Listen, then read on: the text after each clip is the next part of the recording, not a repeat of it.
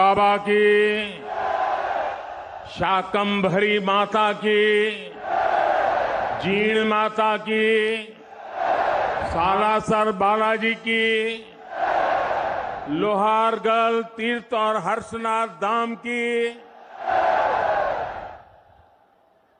वीरों की धरती शेखावटी को मेरा शत शत प्रणाम।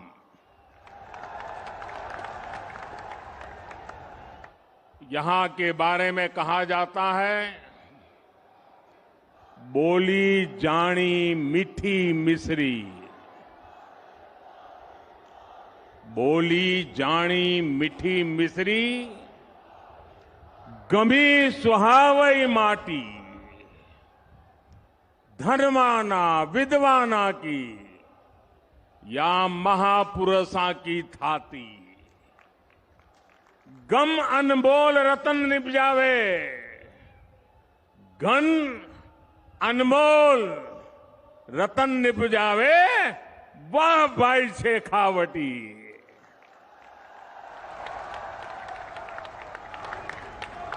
यहां आने पर आध्यात्मिक अनुभूति भी मिलती है और दिव्य आशीर्वाद भी मिलता है।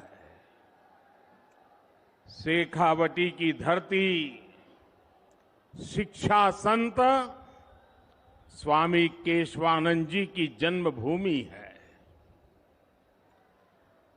ये श्रद्धानंद जी महाराज, अमृतानाथ जी महाराज, बुद्धगिरी जी महाराज और रतिनाथ जी महाराज की तपोभूमि है। इसी धरती ने हमें भैरव सिंह शेखावत, जगदीप प्रसाद माथुर, मदन लाल सैनी जैसे नेता दिए। इसी शेखावटी से निकले जगदीप धनखड़ जी आज देश के उपराष्ट्रपति हैं। इसलिए आज जब मैं सीकर आया हूं तो मेरे मन में एक अलग उमंग है, उत्साह है, ऊर्जा है। आप इतनी बड़ी संख्या में हमें आशीर्वाद देने आए हैं। जहां जहां मेरी नजर पहुंचती है, लोग ही लोग हैं।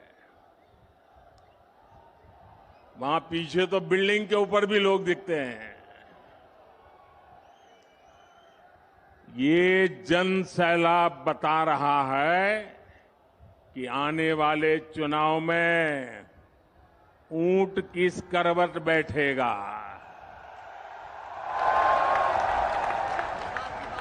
अब राजस्थान की करवट भी बदलेगी और मेरी गारंटी है राजस्थान की किस्मत भी बदलेगी।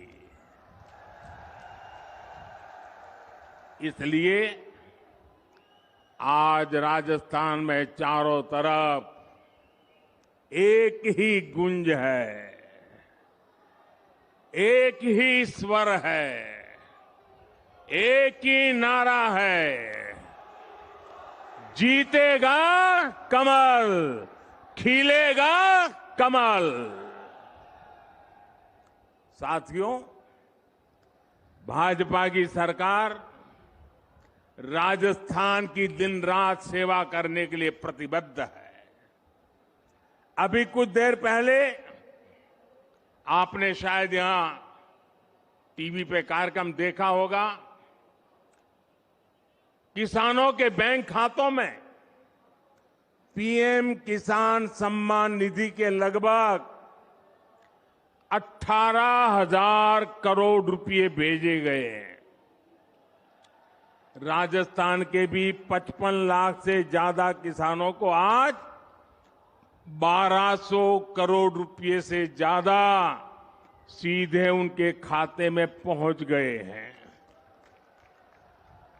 आज मुझे राजस्थान के अलग अलग जिलों में 7 मेडिकल कॉलेजों के शिलान्यास उसका भी अवसर मिला है। सीकर, चित्तौड़गढ़, धौलपुर, सिरोही और श्री गंगानगर के मेडिकल कॉलेजों का लोकार्पण भी आज हुआ है। युवाओं के भविष्य के लिए नए एकलव्य स्कूल भी मैंने राजस्थान के लोगों को समर्पित किए हैं।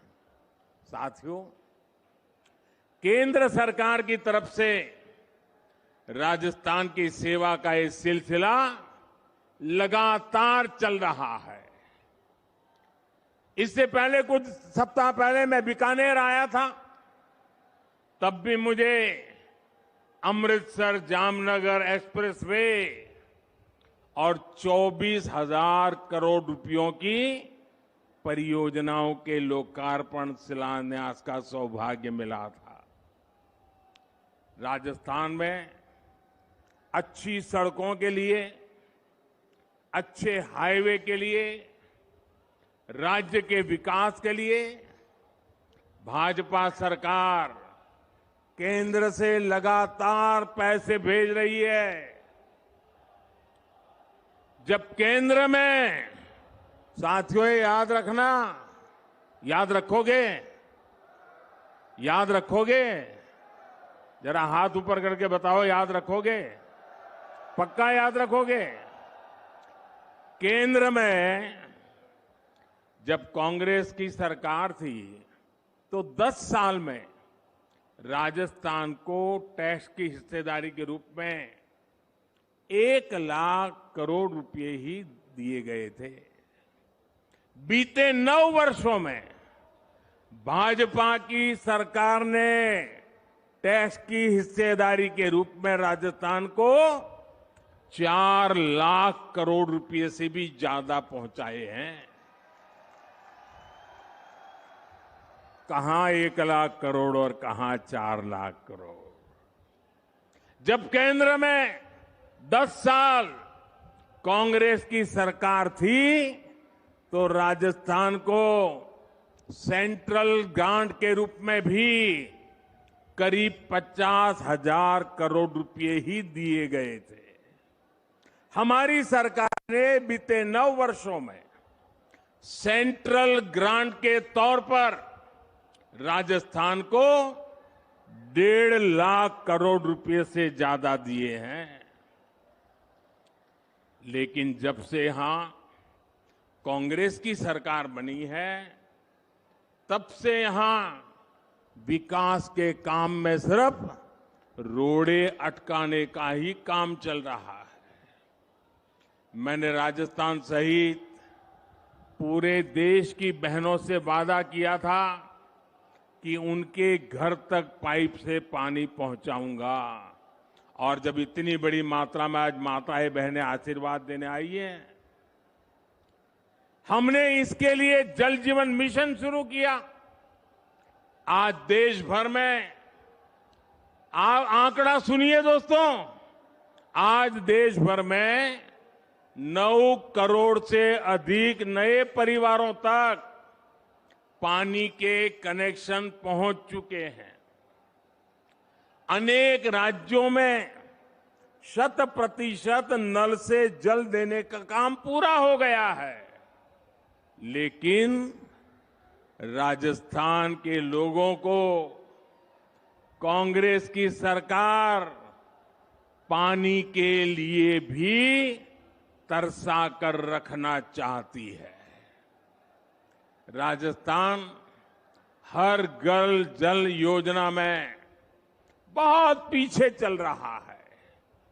यहां शेखावटी के लोग जानते हैं कि कुंभाराम लिफ्ट पेयजल योजना के साथ इन्होंने क्या किया। जब यहां भाजपा सरकार थी तब इस पर 5,000 करोड़ रुपए का खर्च होने का अनुमान था।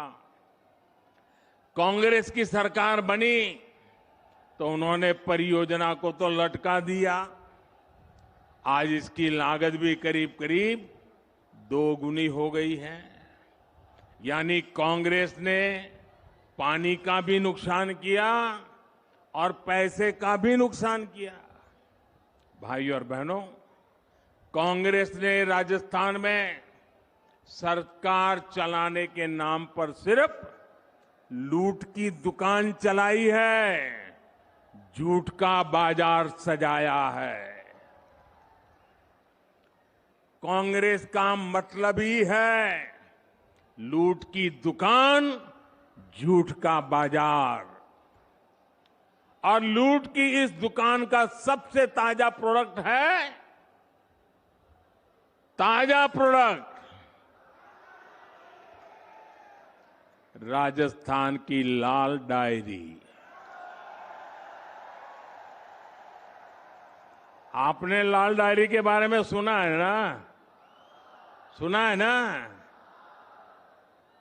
कहते हैं इस लाल डायरी में कांग्रेस सरकार के काले कारनामे दर्ज है। लोग कह रहे हैं कि लाल डायरी के पन्ने खुले तो अच्छे अच्छे निपट जाएंगे। कांग्रेस के बड़े से बड़े नेताओं की इस लाल डायरी का नाम सुनते ही बोलती बंद हो रही है। ये लोग भले ही मुंह पर ताला लगा ले, लेकिन ये लाल डायरी इस चुनाव में पूरी कांग्रेस का डिब्बा गोल करने जा रही है।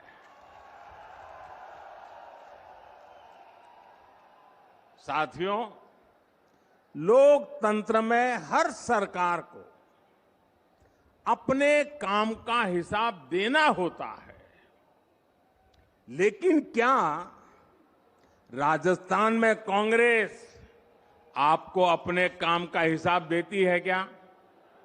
जरा जोर से बताइए ना, ये अपने काम का हिसाब देती है क्या?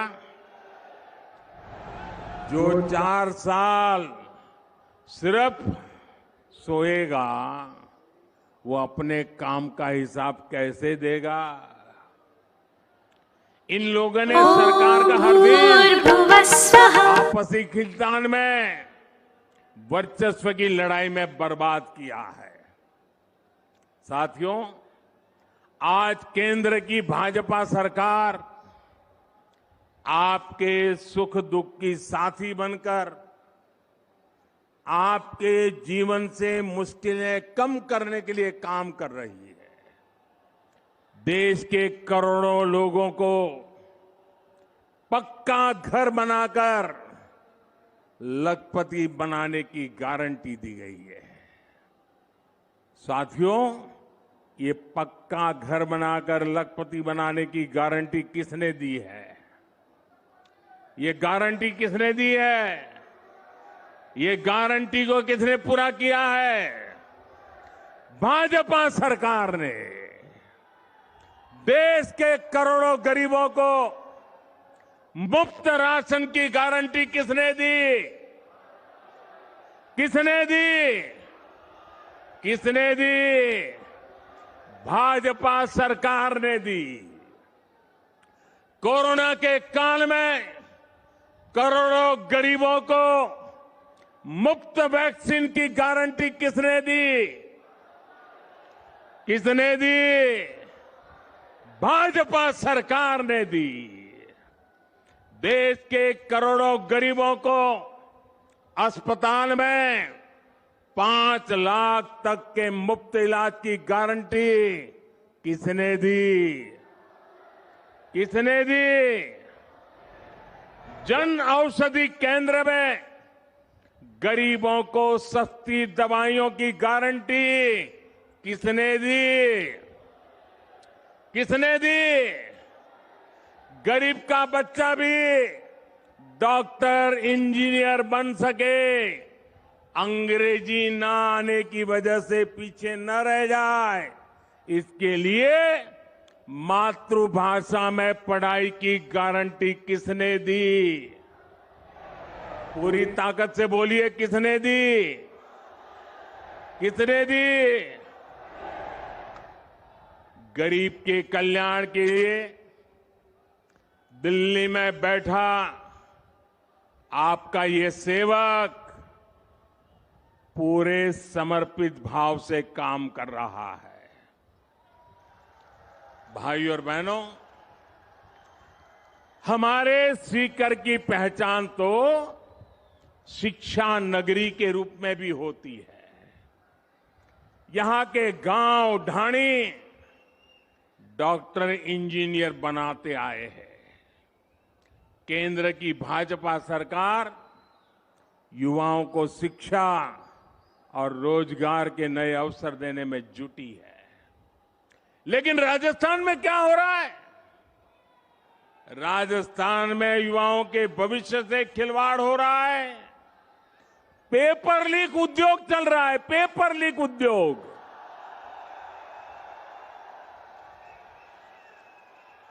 राजस्थान के युवा काबिल है, समर्थ है, लेकिन यहां की सरकार उनके भविष्य को बर्बाद कर रही है।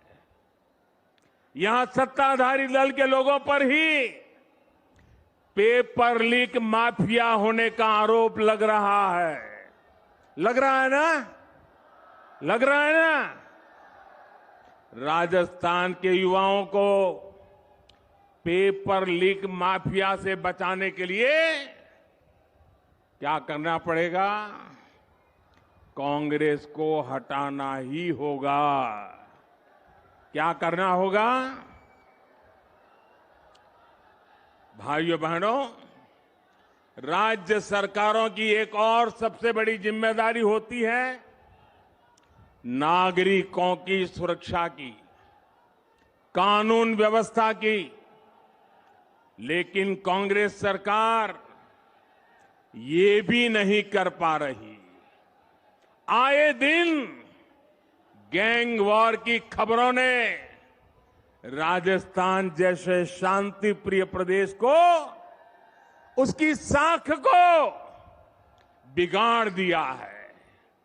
राजस्थान में दलितों पर अत्याचार चरम पर है। राजस्थान में नशे की तस्करी, नशे का कारोबार फल फूल रहा है। हमारे तीज त्योहारों पर खतरा मंडराता रहा है। कब पत्थर चलने लगे, कब गोलियां चले, कब कर्फ्यू लग जाए, कोई नहीं जानता।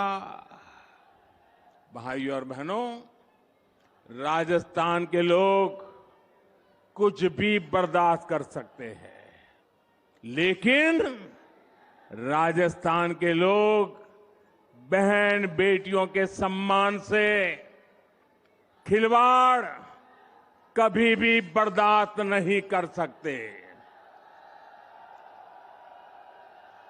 मां पद्मावती और पन्ना धाय की इस धरती की बेटियों के साथ जो हो रहा है वो आक्रोश से भर देता है।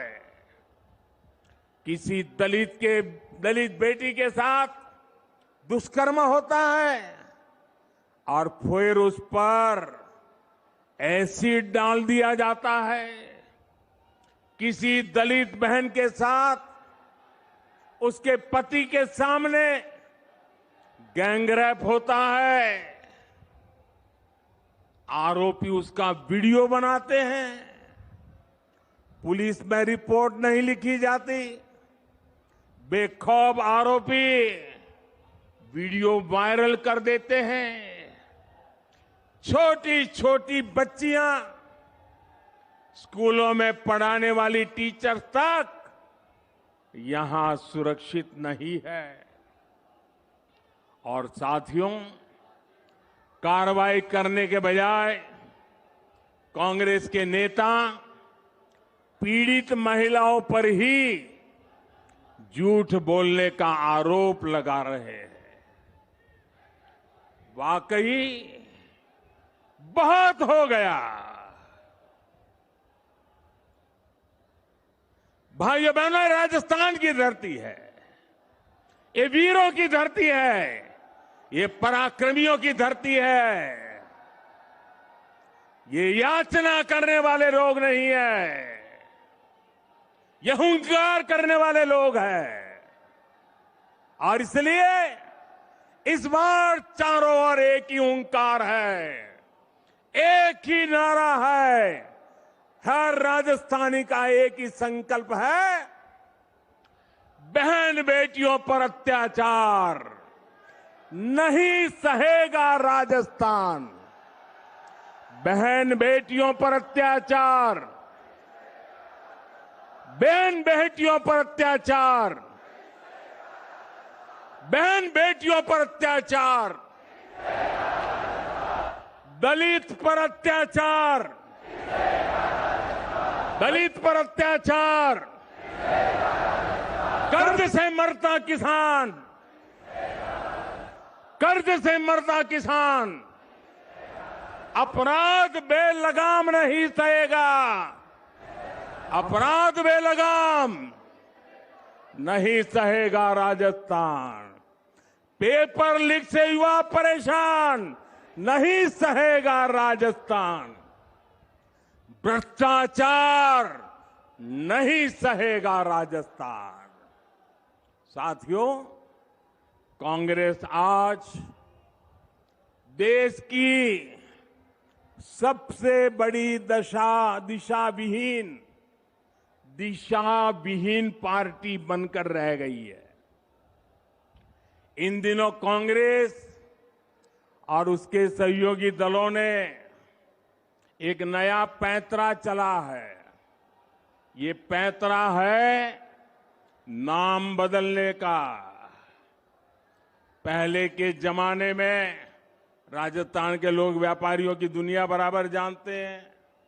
पहले के जमाने में कोई पीढ़ी, कोई कंपनी अगर बदनाम हो जाए, तो उसके फ्रॉड करने वाली कंपनी का चिट्ठा निकल जाए, तो तुरंत वो कंपनी वाले नया बोर्ड लगा करके अपना कारोबार शुरू कर करके लोगों को भ्रमित करने का काम करते हैं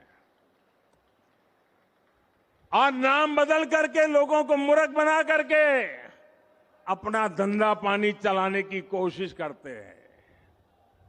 कांग्रेस और उसके साथियों की जमात ऐसी फ्रॉड कंपनियों की नकल कर रही है।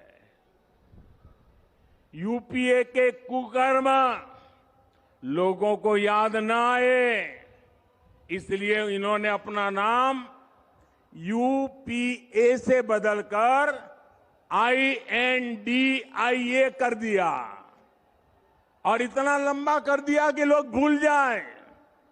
यूपीए के नाम बदला है ताकि ये आतंकवाद के सामने घुटने टेकने का अपना पाप छिपा सके। इन्होंने नाम बदला है ताकि ये कर्ज माफी के नाम पर किसानों से विश्वासघात को छिपा सके। यूपीए नाम बदला है ताकि ये गरीबों के साथ किए गए छल कपट को छिपा सके। और मैं आज राजस्थान की धरती से देश के लोगों को एक और बात बताना चाहता हूं। इनका तरीका वही है जो हमेशा देश के दुश्मनों ने अपनाया है। पहले भी ये तो INDIA के नाम से आए हैं, लेकिन पहले इंडिया के नाम के पीछे अपने पाप को छुपाने का प्रयास किया गया है। इंडिया नाम तो ईस्ट इंडिया कंपनी में भी था। ईस्ट इंडिया कंपनी में भी इंडिया था कि नहीं था? लेकिन इंडिया नाम अपनी भारत भक्ति दिखाने के लिए नहीं, बल्कि भारत को लूटने के इरादे से लगाया गया था। आपको याद होगा कि कांग्रेस के शासनकाल में सिमी यानी student Islamic movement of India बना था। नाम में इंडिया था, लेकिन मिशन इंडिया को आतंकी हमलों से बर्बाद करने का था।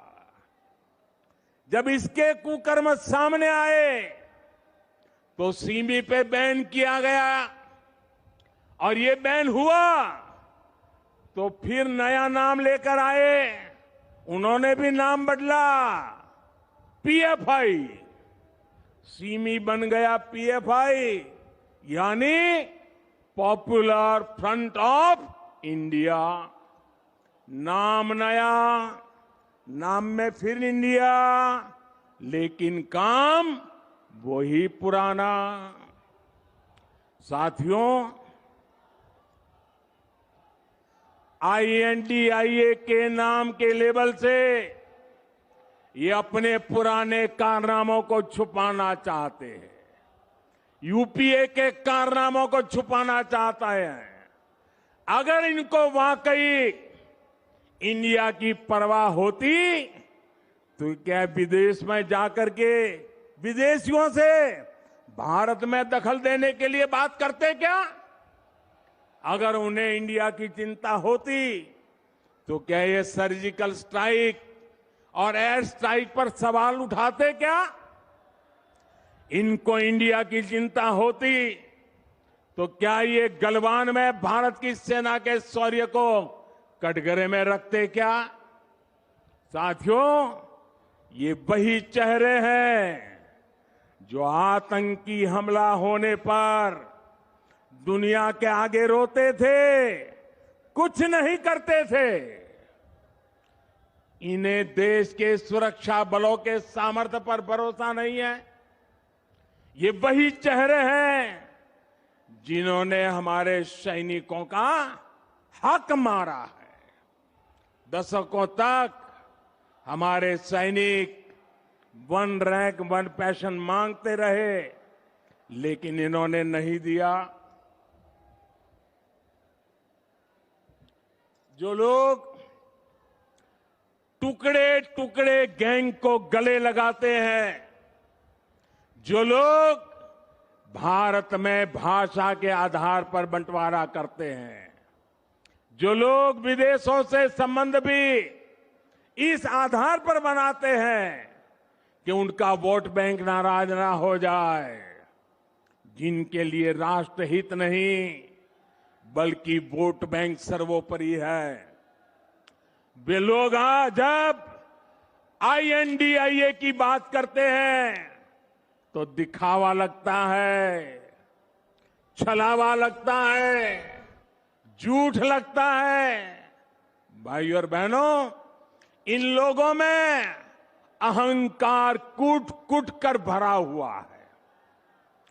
एक बार इन्होंने नारा दिया था, Indira is India, India is Indira, और तब देश की जनता ने उनका हिसाब चुकता कर दिया था, चुन चुन करके साफ कर दिया था, उखाड़ फेंका था उन लोगों को। अहंकार से भरे हुए इन लोगों ने फिर वही पाप दोहराया है। ये सुधरने को तैयार नहीं है। ये लोग कह रहे हैं UPA is India, India is UPA. इनका जनता पर फिर से एक बार वही हाल करेगी जो पहले किया था। साथियों, हम जानते हैं कि आजादी का आंदोलन जब पूरी प्रखरता पर था तो महात्मा गांधी ने एक नारा दिया था। ये नारा देश के लोगों की प्रेरणा बन गया था और आजादी के आंदोलन में इस नारे ने ऊर्जा भर दी थी। नौजवान स्कूल कॉलेज में अपनी किताबें छोड़ करके महात्मा गांधी के आदेश पर आजादी के लिए चल पड़े थे, जेलें भर दी थी, अंग्रेजों की गोलियां कम पड़ गई थी। वो दिन थे और तब महात्मा गांधी ने जो नारा दिया था, आज फिर से देश के कल्याण के लिए, देश के उज्जवल भविष्य के लिए उस नारे की फिर से जरूरत है दोस्तों। इस नारे को फिर से गांव गांव, घर घर पहुंचाने की जरूरत है। वो क्या नारा था? महात्मा गांधी ने नारा दिया था, क्विट इंडिया, अंग्रेजों इंडिया छोड़ो, अंग्रेजों इंडिया छोड़ो। और अंग्रेजों को देश छोड़कर जाना पड़ा था। वैसे ही आज हम समृद्ध भारत बनाने का संकल्प लेकर चले हैं। जैसे गांधी जी ने क्विट इंडिया का मंत्र दिया था, वैसे ही आज का मंत्र है भ्रष्टाचार क्विट इंडिया, भ्रष्टाचार छोड़ो इंडिया, परिवारवाद क्विट इंडिया, परिवारवाद छोड़ो इंडिया, तुष्टीकरण क्विट इंडिया, तुष्टीकरण छोड़ो इंडिया। क्विट इंडिया ही देश को बचाएगा और देश को विकसित भारत बनाएगा। भाइयों और बहनों, राजस्थान के लिए भी भाजपा का रोड मैप स्पष्ट है।